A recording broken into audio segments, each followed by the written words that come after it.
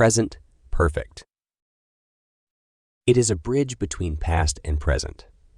We use it to express actions that have a result in the present. But when and why exactly do we use it? We'll see in a moment.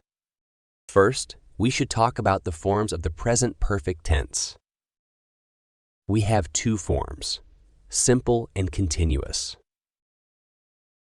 We build the simple form like this: subject plus have plus verb in the third form.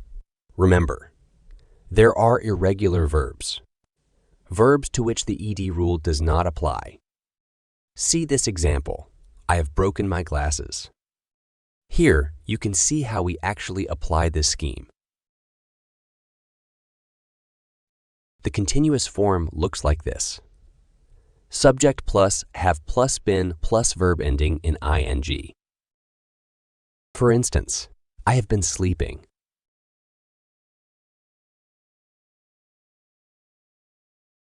Now, let's talk about when and why we use the present perfect tense. It shows the effects and results of a past action in the present. Remember, we use it to emphasize the effect of the action in the present. Here, we only have the simple form.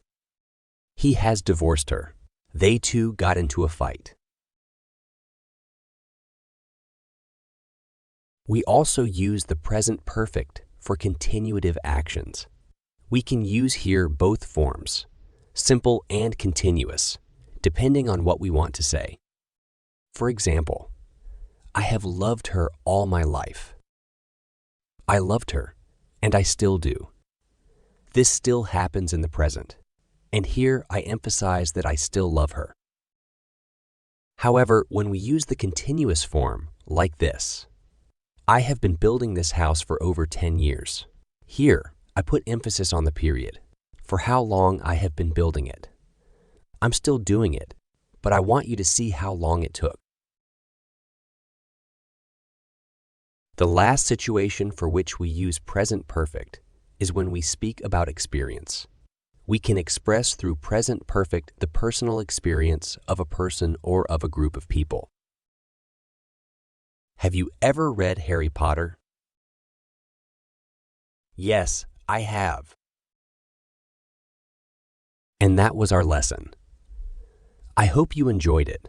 Remember to take notes and watch the video again if you have any questions. See you at our next lesson.